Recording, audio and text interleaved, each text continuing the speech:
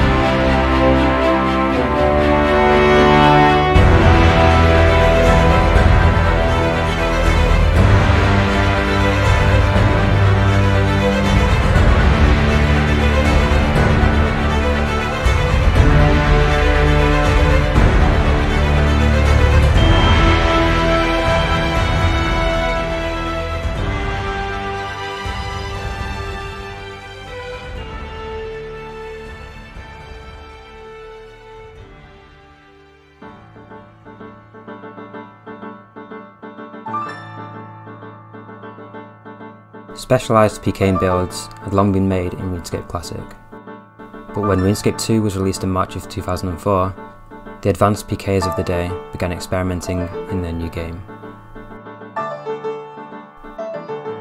To begin with, many PKers refused to move over to RuneScape 2. It seemed to them that many of the mechanics they found advantageous in Classic had been fixed. But soon, it became clear to a select few that there was also an imbalance in this new version of RuneScape. While in RuneScape Classic, you would raise your combat level continuously, regardless of what levels you chose to practice, the new combat level system was more sophisticated. You could now hide great power within this complex algorithm of combat level, and the PKing pioneers set out to learn this elusive masquerader skills. They uncovered a serious imbalance that could be exploited by building a character with high offensive stats while keeping defense and therefore combat level as low as possible. The builds that defined this art were known as Pures. Within a matter of just weeks, the player base were reporting that they were continually dying to mysterious monk robe wearing players in the wilderness. Building these PKing machines required great game knowledge and patience. Before the release of pure friendly monsters like rock crabs and experiments, training options for pures were severely limited. With most early builds also lacking protection prayers, most felt that the effort required to make a pure was too time consuming, too difficult. It didn't help that there was an entirely new game to learn.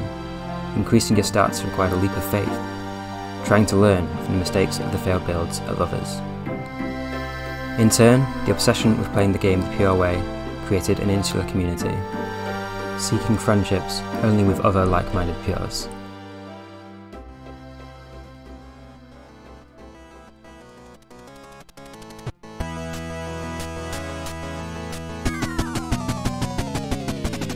As pures came together in the new multi-combat areas of the wilderness, teams began to form, and the first of these was a small group that called themselves the Mayhem Makers. With beginnings so early and primitive, the longevity that Mayhem Makers, as well as many other clans, would go on to have in a free-to-play, browser-based MMO is quite incredible. For well over a decade, a continuous cycle of committed players have carried the values of pure clan culture through an experience that has now been shared by tens of thousands.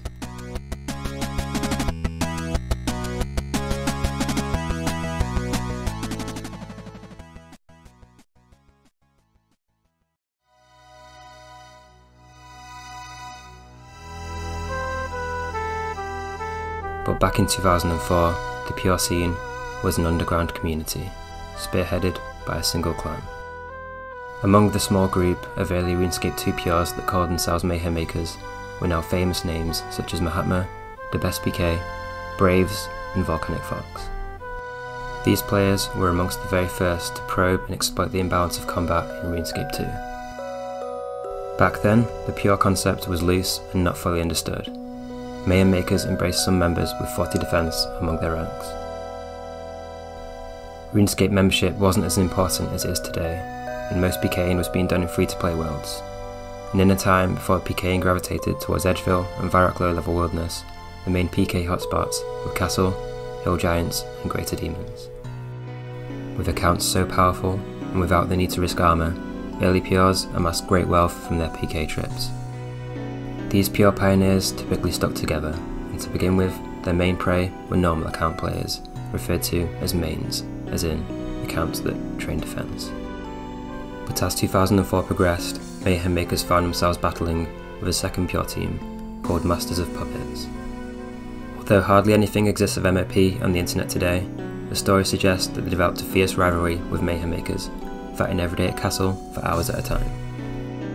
This was occurring when the combat levels of PRs rarely exceeded 60, and the footage you've been seeing is actually from 2005, because I don't think there's any footage of the very early PR scene on the internet today. This time was long before YouTube, and most of the video sharing sites of the day are gone. Around this time, Mayhem makers commit to the concept of a PRs only clan, capping the maximum defense level accepted at 20, a level that with a few notable exceptions has been loosely accepted as the maximum level in pure clans ever since. They started to wear pink robes, capes and hats, a colour that became synonymous with early PRs, even those not associated with Mayhem makers. Eventually, the Masters of Puppets slowed down, with most of their members joining Mayhem makers, something that would become a common theme over the coming years as Mayhem makers' monopoly continued to snowball. As 2005 was approaching, more PRs were buying membership, moving the elite PR scene away from free-to-play PKing and into members' worlds, where a number of updates were making PvP more interesting.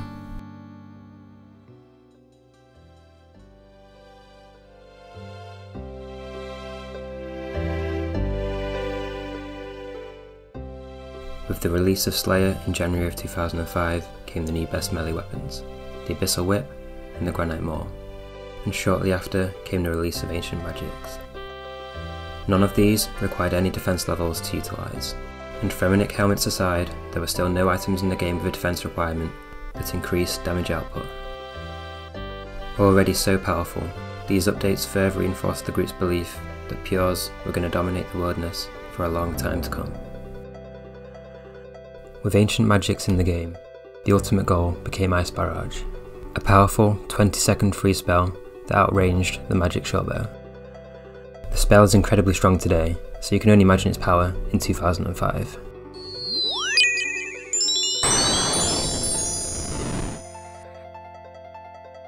The problem was that it required 94 magic, as well as the hardest quest in the game, making it an almost impossible goal for the vast majority of players. In the weeks after its release, Ice Barrage had a sort of mythical aura. Players had heard of the spell, but few had seen it used, let alone on an account with less than 100 combat. But in mid-2005, the Mayhem Makers leader, Mahatma I, showcased the sheer power of the elite pure account. He uploaded footage of him killing players in the wilderness to websites like Putfile and Dailymotion, and shared them on RuneScape fan sites.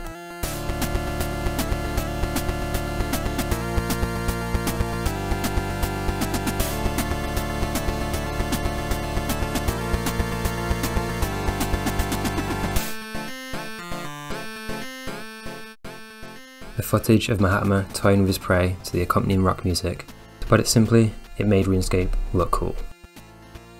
And soon to follow were a number of PRPKers who were gaining fame, including legends like 3HitU, Fear Figment and Hiei the PK, among others.